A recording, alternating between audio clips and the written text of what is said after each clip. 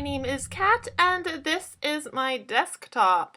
Today I will be showing you guys how I outline a story using Scrivener, which is the writing software that I use. It's a great software available for both Mac and PC now, and there's a free trial before you buy, so yeah, highly recommended. Check that out if you're interested. Now, as some of you guys know, I've been doing live shows lately in which I am outlining a story live publicly with help from you guys. And I actually was going to do this Scrivener outline thing in a live show, but I think it will make a better, more cohesive example of how I outline if I'm not distracted by like comments and tweets and stuff at the same time. So I'm sorry if you were looking forward to a live show version of this, but this is not that. This is just going to be a video. However, there will be a live show tomorrow, Friday, March the 15th at 5 p.m. Pacific time.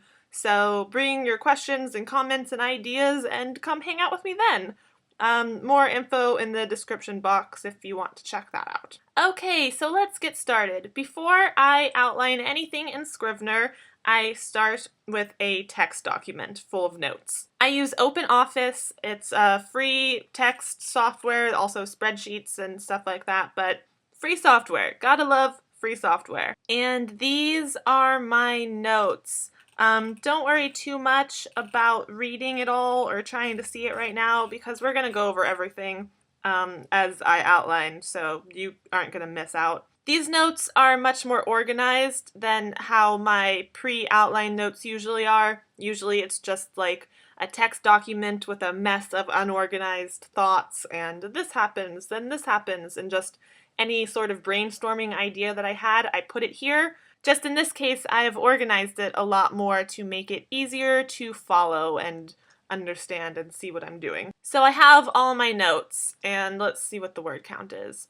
It's about 2,000 words, 2,127 words of planning. And this is all just stuff that we have brainstormed during the live shows. And I've settled on a possible ending, which I will share with you guys when we get there. And yeah, as we embark in this outlining journey, just keep in mind that this is the first draft of an outline. So many things can and will change. Don't think of anything as set in stone, because it might all change. So anyways, I have my notes in a text document, and now we are going to start with Scrivener. So starting with Scrivener, we get this kind of menu of options. We can either start with a blank project, no special things about it, or fiction. There's novel, novel with part, short story, nonfiction, essays, papers, script writing, poetry, miscellaneous. There are a couple different templates, but we are going to do novel. And I do novel without parts, just a plain novel, and I added my own parts. So I start with novel just by itself, and I hit choose. Right away, I have to name the story, so I'm going to call it Blood and Magic, because that was one of the titles we came up with that I really, really liked. I mean, it's not a totally original title, but we can call it whatever we want right now, and it doesn't even matter. I could call it Butts, but I'm not going to call it that. I'm going to call it Blood and Magic. And save it to the desktop. Yes, that's fine. Just hit create.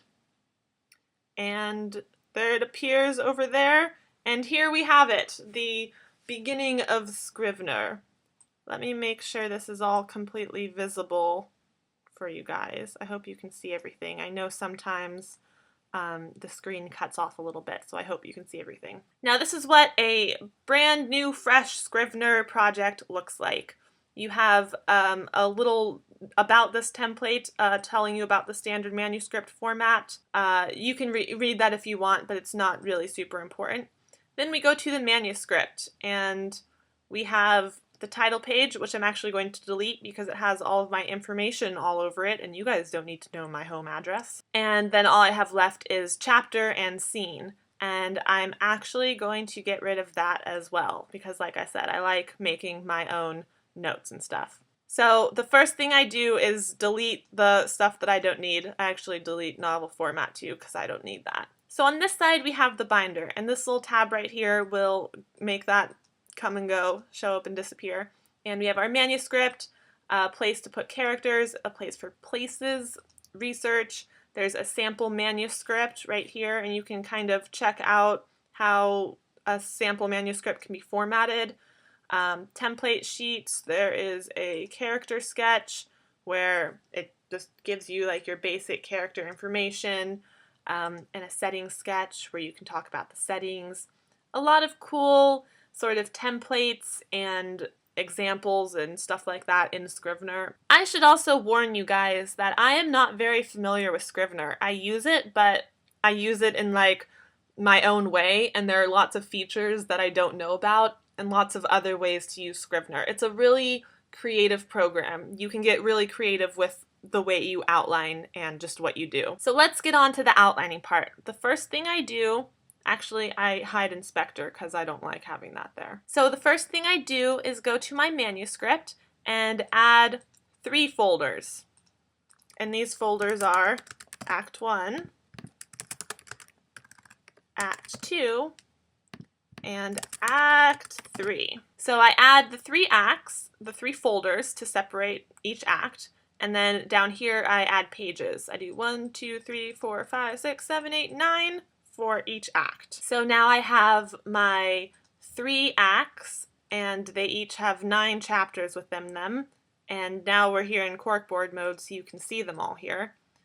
The next thing I'm going to do is name all of these chapters to keep them more organized. And I'm going to name them just after my 27 chapter outline method, just the titles of those. So I'm going to name those real quick. I'm not going to record the entire typing of them because that would be really boring. Okay, so now I have named all of these, and you can check those out. I explain them in more detail in another video, which I will probably link for you guys. But yeah, in Act 1, we have our introduction, inciting incident, immediate effect, reaction, action, consequence, pressure, the first pinch or plot twist, and the push. In Act 2, we have new world, fun and games, old contrast, build up, midpoint, reversal, reaction, action, and dedication. And in Act 3, we have trials, pinch, darkest moment, power within, action, converge, battle, climax, resolution. All of these chapters here in the little binder sidebar are also right here in the corkboard. And I can actually move these around right here. Like if I thought that the pinch would be better right here, it wouldn't be. But if I thought it would, I can move it around, just like actual postcards on a corkboard. This is how I set up all of my Scrivener documents in the beginning.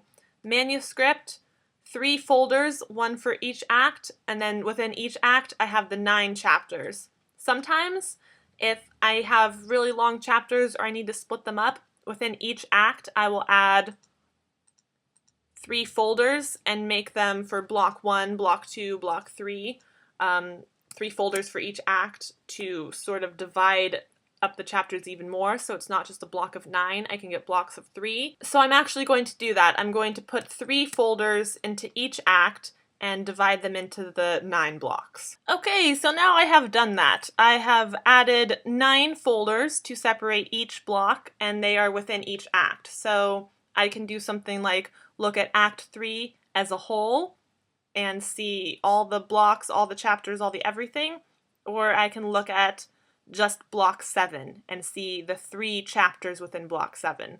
I can also hide all of these folders or hide all of the chapters and make it so just the folders are visible so I can see all the blocks, or I can close all of them except for the block 1 folder while we work on the introduction and the inciting incident and the immediate effect. Basically, at this point, I just have everything set up for the story. And this is how I start every story, not just specifically this one. I start all of my stories with a 3-act setup, and then each act divided into 3 blocks, and then each block divided into the 3 chapters. And this is just my personal template for outlining project. So now that I have my template all in place, I'm going to go to Manuscript, add a single page, which I actually want to take all the way up here so it's out of the manuscript.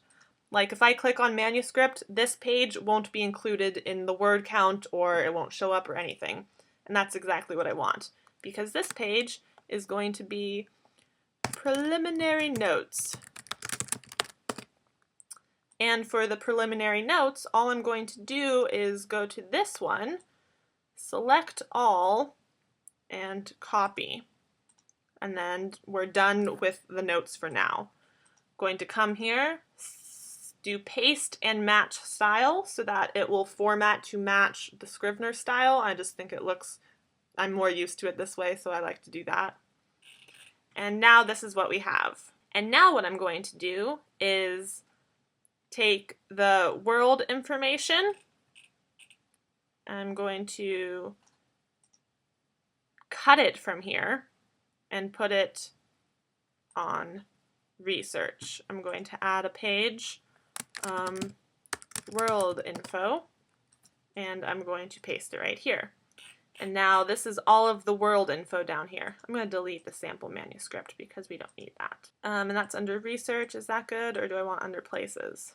I think I want under places. Or I can just have it separately up there, world info, and I take the preliminary notes of characters,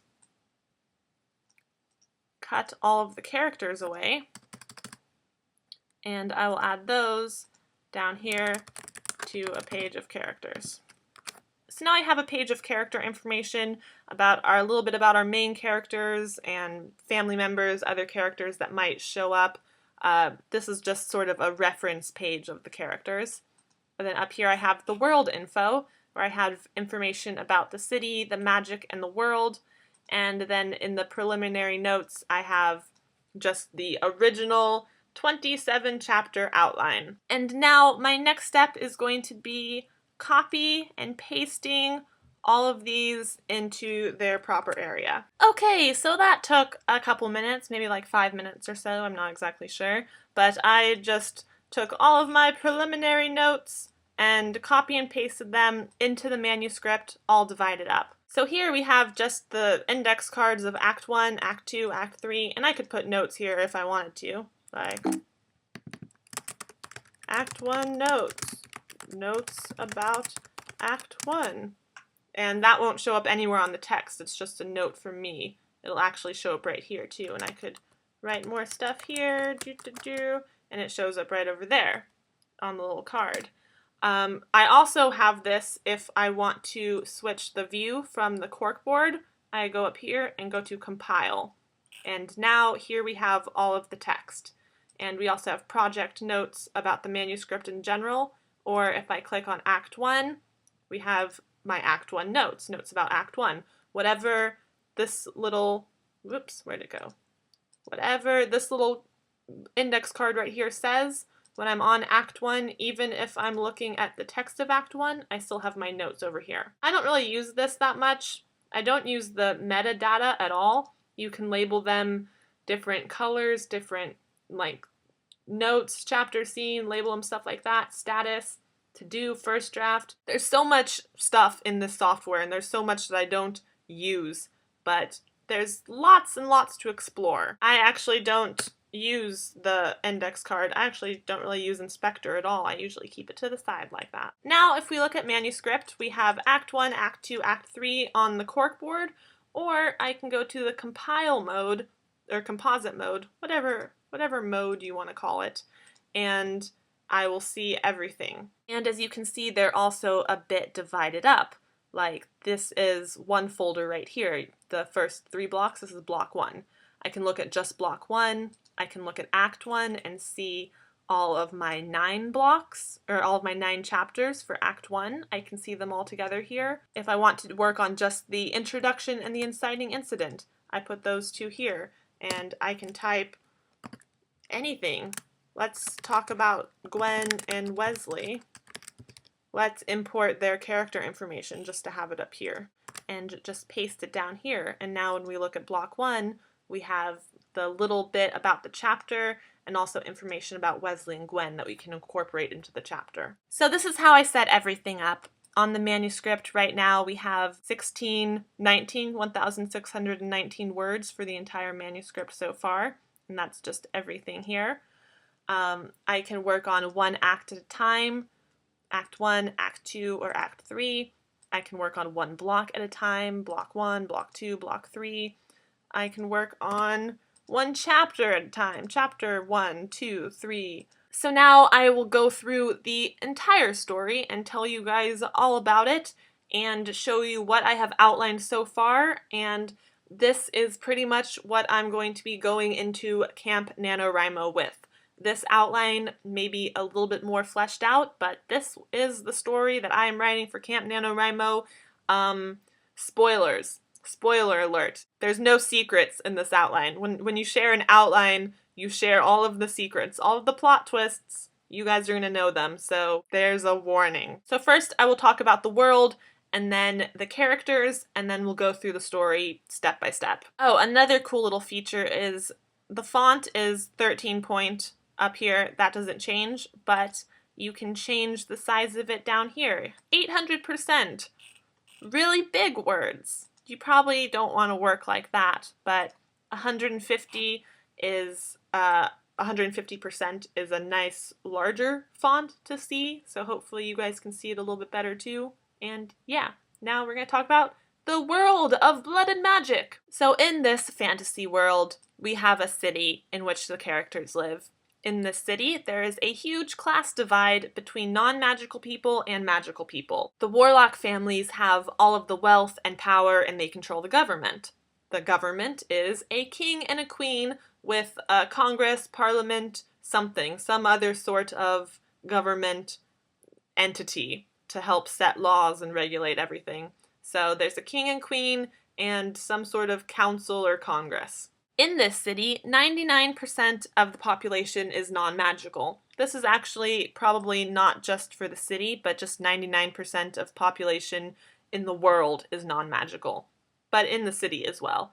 And in the city, if you are non-magical, you are second class. Those non-magical people who are desperate enough for money can enter themselves as gladiators into the arena to fight to the death over a large monetary prize.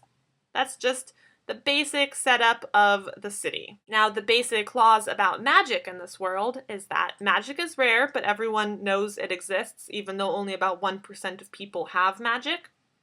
Cities are governed by those with magic, and, obviously they enforce laws that favor those with magic. It's all about the magic. Magic draws from the life force of the planet. Like, you can't create energy from nothing, so the energy used in magic is drawn from the surroundings, from the planet Earth, or maybe not Earth, because this is like a magical fantasy world, but it's drawn from the energy of the planet, which is why the planet is like a dry desert wasteland, because everyone is drawing all the life from it to use magic. Over the course of the story, knowledge of magic is going to evolve. They start off believing certain things, and they end up realizing certain other things. There's a whole subplot about discovering the truth about magic. And the truth about magic is that, actually there's a couple different truths about magic, but one big plot event about magic is that magic in the world is dying. The planet is on its last gasp of life, and the planet might die, or magic might die, or everyone who has magic might die. There's just a lot of risk involving magic right now because magic is dying. There is going to be a magical power surge bringing about the end of magic. Right before magic dies out completely, there's going to be like a power surge through the world, and that power surge is what is dangerous to the people with magic. If you have magic in your blood, in your body system, when the power surge happens, then that power is going to surge within you and kill you. Only warlocks, witches, whatever you want to call them, can cast magic from themselves, but anyone can use an enchanted magical item. Like if a warlock enchants a necklace to shoot lasers, anyone can use the necklace to shoot lasers. You don't have to have magic to use a magical object, which is why potions and magical treatments work. And here is the other secret about magic. To obtain magic, a risky and difficult ceremony must be performed on an infant. and that will give the infant magic for their life. You can only do it when they're very, very young, and it's risky and difficult. And in this city, it is widely believed that magic is passed genetically. Most people don't know that you need to do a ceremony to get magic. They think it's all genetic, which is why there's like royal bloodlines, and they think it's all about bloodlines. They don't know it's a ceremony that anyone can have magic, not just special bloodlines. They'll find that out over the course of the book. And as of now, only a few select warlocks know the truth, and they perform the ceremony on worthy children, who they deem worthy. As for the little bit of world building outside of the city and outside of magic, the world is a dry, dusty wasteland. There are few lakes and rivers, and those that are there are maintained by magic. There are several main cities run by warlocks and magical people, and then there are smaller villages, some run by warlocks, some not. And there are also small tribes and other traveling groups, but these are uncommon as the outside world is not very forgiving and surviving is tough. You know, the world is a desert wasteland. It's dying. Overuse of magic over the last few centuries has wrecked the planet, nearly sucked it dry of life, drained so much life from the planet that now they have to rely heavily on magic to continue living. So there's the world set up, the basics of the world of this novel. And let's look at our characters, our main players. Our main characters are Gwen and Wesley. Gwen comes from a gladiator family. Her father is a gladiator, and she has trained with him since she was a little girl, planning from a young age to someday enter the arena herself. But when her father is arrested for stealing medicine to help her dying mother, and he gets thrown into jail, she has to enter the arena a lot sooner than she ever thought she would have. And in the beginning of her story, she is just now eligible to enter the arena, and she is signing up for the gladiator draft. The other main character, Wesley, is the prince of the city. He is the son of the king, the firstborn son of the king, and now that he is of age, the king and queen are trying to find him a wife. A nice warlock girl who will someday be queen. But Wesley doesn't want to be married because growing up he saw firsthand how miserable and unhappy those in an arranged marriage can be. So Wesley is determined to avoid every marriage meeting his parents set up. So now we have kind of our main characters set up in the beginning, and we have a little bit of information on other characters. Gwen's mother is sick and needs expensive magical medicine to live, and Gwen's father is a gladiator who is in prison, fighting in the arena still to take years off of his sentence. So he's still fighting, but not for money. He's fighting to get years off his sentence. Wesley's family is not very developed. We have a king, a queen, maybe siblings, and we have a potential name for his father, Alaric. Layla is the daughter of an important Congress, Parliament, government member. She's always kind of had a crush on Wesley, and she is determined to make him fall for her. This is Wesley's fiancé throughout most of the book. Other gladiators that Gwen interacts with, obviously I haven't developed those very much, but there will be other gladiators. Other warlocks that Wesley interacts with, like Felicity's parents, other Congress members, just other warlocks in general from this city. Then here we have the merchant crew. Some of them are evil, one or two of them are nice, and the rest are somewhere in the middle. We have some names for some of the merchant crew: Gun, Runa, Tristan, Mitra, Hamish, Dane, Strife. We came up with these names in the live show, and we might need more or we might need less. Not really sure yet, but these are just some possible names. Then we have some new city warlocks. When they go to a new city, there are warlocks in the new city people, other people of the new city, and villain city people, the villain city. Obviously, this part isn't very developed because I don't know much about the new city. So I still have some developmental work to do for the new city warlocks, new city people, and villain city people, and just these cities in general. Now we have introduced our characters and our world, and let's talk about the story. We will start with Act 1, Block 1, Introduction Chapter. In the Introduction Chapter, Wesley and Gwen will meet. Wesley is supposed to attend a marriage meeting, but instead he avoids it and goes to the market where some tough guys try to pick a fight with him. Gwen is shopping at the market when she notices two big guys beating on some scrawny teenager. They're such jerks. How could they do that? So she beats them up and saves Wesley. She tends to Wesley's wounds a little bit because he's kind of beat up. They talk and connect, but then they part ways. So that is the chapter 1, the introduction. We introduce our characters and they meet and they are going to fall in love eventually. They just kind of connect a little bit right now. So we kind of have the introduction of our characters and their relationship, which is going to be a big driving factor in this story. Next, we have the Inciting Incident, which is the kind of bigger event that pushes their life into new directions. For Wesley, his parents are very upset that he skipped out on his date, so he has to make it up. Oh, her name used to be Felicity, but it's Layla now. So his parents insist that he makes it up to Layla by taking her to the arena for a date. Gwen happens to be fighting on this night, and when her opponent gets the upper hand and it looks like Gwen is going to be murdered, Wesley uses his magic to intervene, confusing and dazing the opponent just for a second so Gwen can get back up and get the upper hand again. So this is our inciting incident.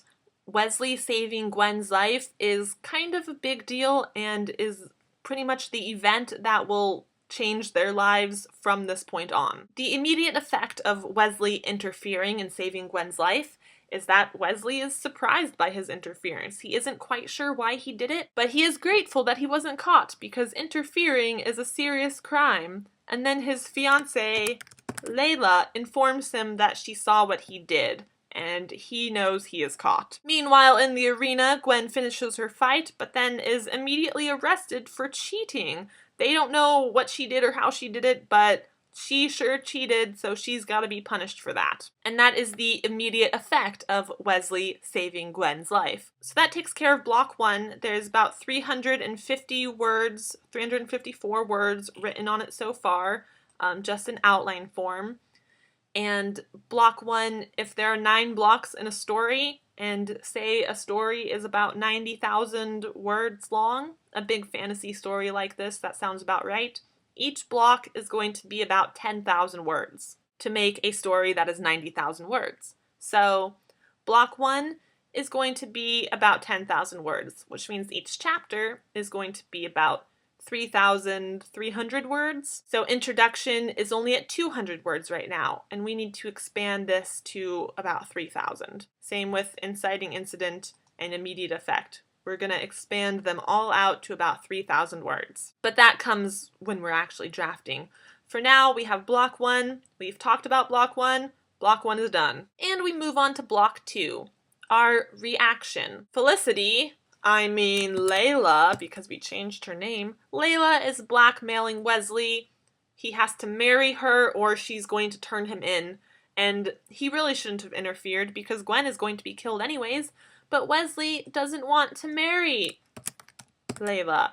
And he certainly doesn't want Gwen to die, so he comes up with a crazy idea. He goes on a mission to break Gwen out of jail. And meanwhile, Gwen has nearly broken out of jail on her own when she overhears them arresting Wesley. So she breaks out of jail, disarms the guards, and her and Wesley escape into the city together. After the reaction, we have the action. A lot of stuff has been happening to the characters lately, like they're being blackmailed and they're being arrested. But in this chapter, they take action, and instead of having stuff done to them, they do stuff. They're on the run together in the city, but they realize there's no way to get out through the gates. So they steal a city dragon, and together they fly out of the city and escape into the wilderness, but then they have to fight a dragon.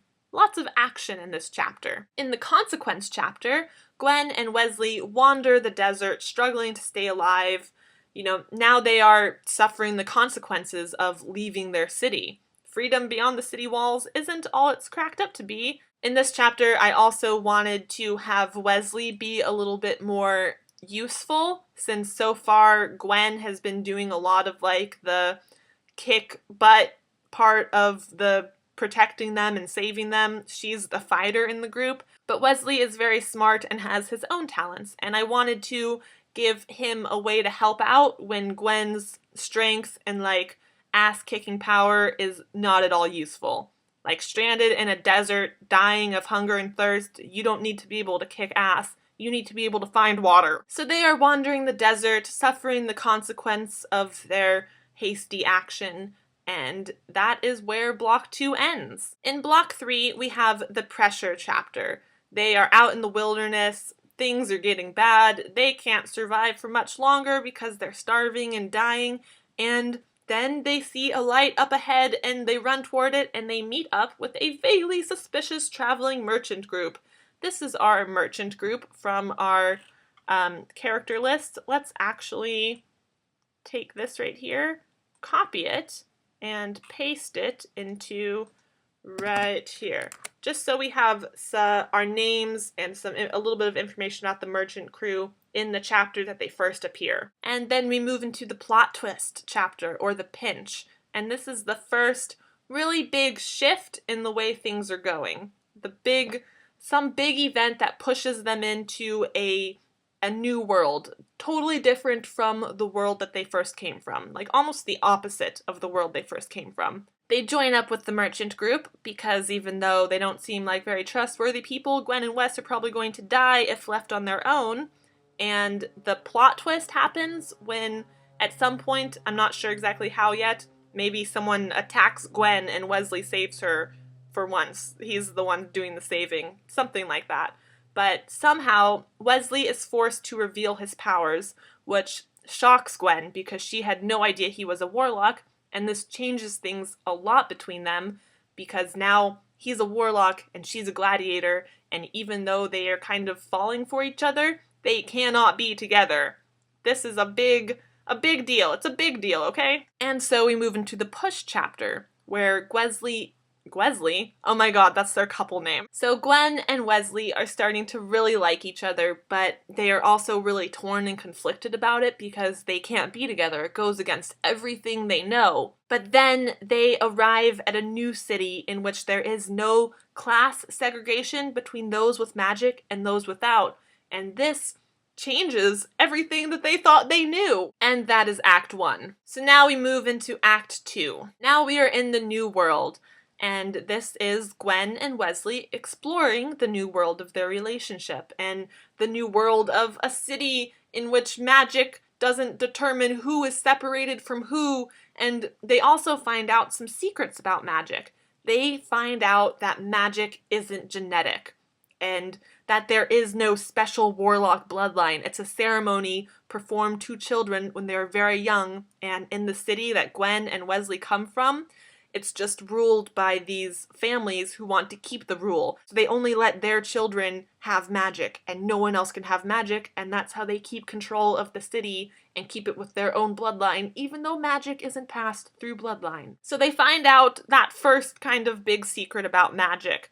But there's another secret about magic brewing, and they're not really sure what's going on, but they start investigating it. Next, we move into fun and games, and this is the fun chapter because this is where the relationship is going well. They spend time learning about magic, and Gwen learns that a magical cure exists for her mother, not just medicine but a cure, which is a really good thing for her. But this chapter also has a lot of Gwen and Wesley together, and just like their relationship is going well, and we'll have some cute little romantic moments here, like maybe Wesley teaches Gwen a little bit about magic, and Gwen teaches Wesley some self-defense moves, and it'll be very cute and romantic and fun. And that's the point of this chapter. And then we move into the old contrast. After we've explored the new world a little bit and had some fun in it, we realize that even though this new city is different from the old city, there is still a divide between magical and non-magical people. And Gwen and Wesley are just really reminded of all the reasons why they shouldn't be together. They both know they have to return home at some point, and once they do, they won't be able to be together. So this is kind of the point where they realize that even though they have this new world at their fingertips, the old world is still keeping up with them. It's still on them, and they can't quite get away from that yet. And that is block 4. Block 5, chapter 13, the build-up chapter. Gwen and Wesley don't want to separate. Like, they really like each other, and they are worried about what might happen when they go home, but they don't want to go home. They don't want to separate. the more they spend time together, the more it's going to hurt to say goodbye, and their feelings are a lot more powerful than they thought. They start thinking about this brewing secret of magic that everyone else seems to know, like there's still a secret about magic that they don't know and everyone else seems to know it, and they start to get really desperate for the reveal of it, the answers, because they wonder if maybe this secret about magic could be the solution to their problems, could be the key to letting them stay together. And then in the midpoint, they find out the secret of magic. It's not exactly something that's going to help them stay together because magic is dying, and everyone with magic is at risk to also die. Gwen's medicine is ready for her mom, and she needs to take it back to her mom, but Wesley is needed to stay at the city and help the warlock wizard team in this new city work toward a solution for the death of magic. So Gwen has plans to return to her home city, give the medicine to her mother, get some important items for the warlock wizard team, and then come back to the new city. All while Wesley stays in the new city, helping the warlock team research and try to find a cure for the death of all magic. So that is their plan. But of course, nothing is going to go according to plan, because in the reversal, shit goes down. Gwen and Wesley have been helping the merchant crew, like helping them sell stuff in the market to kind of pay their way because they've been staying with them. And now the merchant crew is getting ready to leave and go to the next city. They pressure Wesley to come with, but he doesn't want to. So they take him anyways. Gwen is preparing to leave and go home to give the medicine to her mother like she had planned, when one of the nice members of the merchant group comes up to her and tells her what happened. Says, "The other merchants, they took Wesley, they're taking him to Villain City, and things are bad." The nice merchant person also promises to take the medicine to Gwen's mom so that Gwen can go and save Wesley. And that is the end of Block 5. So we go into Block 6, the reaction. The merchant group is taking Wesley to an enemy city, one that wants him not just for his position as prince, but for his magic. So Wesley tries to get away. Maybe he tries to bust out the self-defense moves that Gwen taught him, but he still can't escape. And in the meantime, Gwen is going after Wesley, trying to catch up to him in time, but she's too slow, and she kind of sees him and catches up to him right as he is being taken into the city as prisoner. Dun dun dun! After that, we have another chapter of action. Wesley is being beaten and magically tortured and drained for hours, like it almost kills him. He keeps trying to escape and get away, but they're almost killing him. So Gwen launches an attack and she ends up rescuing Wesley and breaking him out of there. Obviously, I need more details because this is very vague, but that's something that will develop more in the writing of the story. So after Gwen rescues Wesley and breaks him out of this villain city, they are way behind schedule. Like, magic is going to die soon and they still don't have a solution, and things are looking a little bit bleak, but they are dedicated. And that is the important part, because they are dedicated to each other. They are dedicated to saving magic. They are going to find what they need. What Gwen was supposed to get from the city and bring back to the warlock group, they find at this city. They gather everything up, escape the villain city, and head back to the wizard warlock group and determined to find a cure. They're so determined. It's all about dedication and determination. And that is the end of Act 2. Act 3, Block 7, Chapter 19, Trials. They are trying to find a solution, but they discover that it's not about saving magic, because the death of magic is going to happen no matter what. They can't stop that, but they can stop everyone magical from dying by stripping their magic. It will remove the magic from a person, so when the magical power surge happens, they don't die. So they test it out on Wesley. Wesley drinks it, and it works. He has no magic. He will be safe from the power surge. He will live! It's a miracle! Now they just need to bring this miracle medicine potion to their city and give it to all of the warlocks so they don't die too. So they take this big batch of potion cure and off they go to the city. Things aren't that easy, of course. Haven't you figured it out by now that shit still needs to get worse before it gets better? They make it to the city together, which is a little bit of a struggle because now Wesley doesn't even have his magic, so coming back from one city to another city is a bit more of a struggle this time, but they do it. They make it to the city and they have the cure to give everyone, but then people don't believe them. They are separated. Wesley is taken away. Gwen is about to be arrested, but instead of getting arrested, she's like, no way, I don't want to be arrested. So she fights them off and escapes, and she is desperate to get to her mother to see if she's okay, to make sure that the nice merchant girl brought the medicine to her mother and that her mother is alive.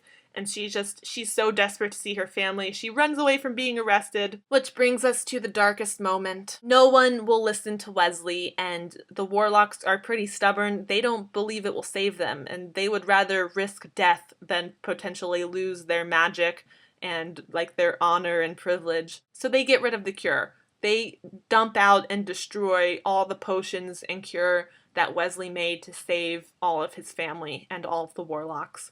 They don't believe him. He has disgraced his family by giving up his powers, and so they disown him and they kind of lock him up like a criminal. Things are also pretty bleak for Gwen, who gets home to find her mother dead. Merchant girl with her medicine cure is nowhere in sight. Mother is dead on the floor in front of her, and then the guards track her down and they arrest her, and she's dragged off to prison to face her death. Things just suck all over the place. But it's okay, because now that things have reached this terrible low point, they can only get better. And we move into Block 8, The Power Within. Even though they have disowned him and are being stubborn little jerk faces, Wesley wants to save his family and the other warlocks, so he starts scheming. He knows he can make another batch of the cure if he can get to his family's storeroom and get all the ingredients.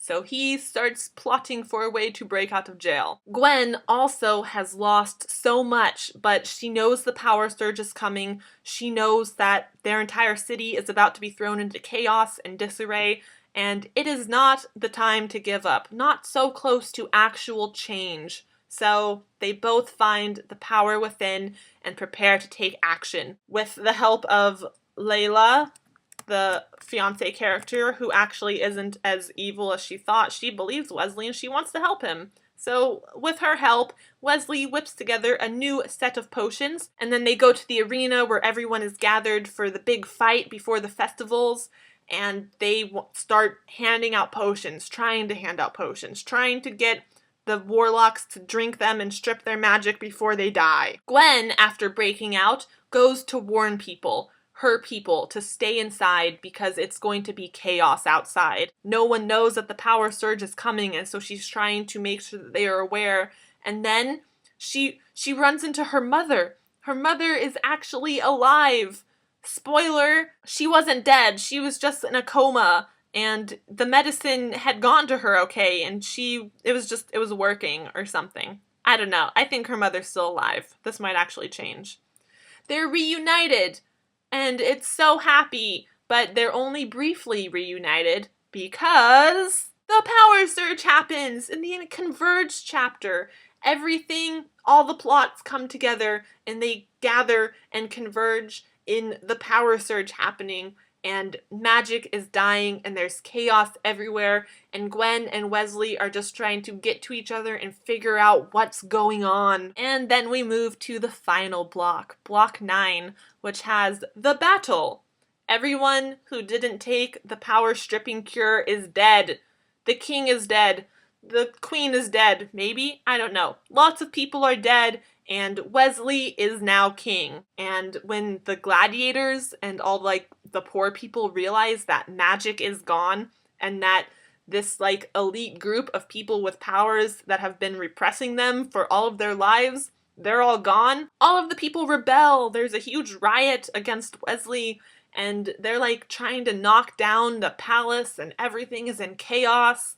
And we come to the climax. So, obviously things didn't go according to plan, and it looks pretty bad. Magic is gone, tons of warlocks are dead, all of the non-magical people are rioting and overturning the city because they're finally free from this magical tyranny that has ruled their lives.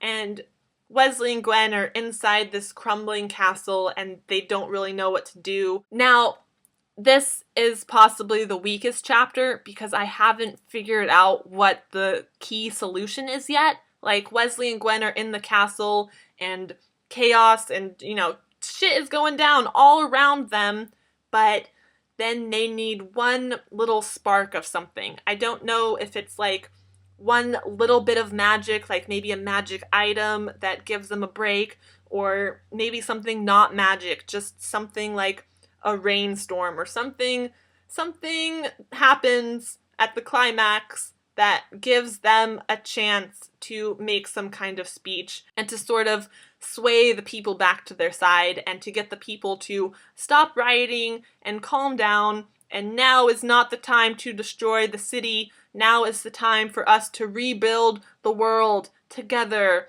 No more magic to overrule some people. We're all equals, and we're gonna rebuild the world, and yeah, yay, the world, rebuilding. I need to work out the ending a little bit better, but that's the gist of it. Which brings us to the resolution. They are rebuilding their city. Many warlocks died stubbornly, so they're incorporating a new government. Magic is like a super extra rare things. There are still some objects that hold power, like items that were enchanted with magic before the power surge killed all living things with magic. So there's still a little bit of magic in the world, but it's really, really rare, and I don't think any humans have magic still. Everyone in the city is still kind of figuring things out as they go, like worried at first, but the more they go on, the better it gets. Like, they're actually doing a good job at rebuilding the city, and they can still grow and plant, and it's not as easy as before because they're rebuilding the world without magic, or at least without much magic, but things are looking up, and they survived with the power surge, and they are just trying to rebuild and move on with their lives. And of course, Wesley and Gwen live happily ever after the end. And then we correct Wesley's name, so it actually says Wesley. Okay, that is everything. That is the whole story. This is probably an obscenely long vlog, but this is the entire outline for the story I will be writing for Camp NaNoWriMo this April. For the last 2 weeks of March here before April starts, I will be fleshing this out a little bit. Like going through and maybe finding more details about stuff. Like maybe I'll go to build up, or maybe I'll go to fun and games and put a little bit more details about the fun and games that they have. Fun details, detail the fun, stuff like that. I'll go through, I'll add a little bit more. My outline right now is 1,600 words. It'll probably be about 3,000 words before I start writing it. Like, I'll add some more scenes and notes, probably double it, and I'll have a 3,000 word outline to start writing, and I will expand that into, well, first a 50,000 word NaNoWriMo novel, but eventually probably like a 90,000 word novel. Alright, this has gone on for such a very long time, so I'm going to wrap this up now. Thank you very much for watching this video of how I outline using my method in Scrivener. I hope it gave you a little bit of insight, maybe was a little bit helpful. Alright, thank you very much for watching. I will see you guys soon. Goodbye!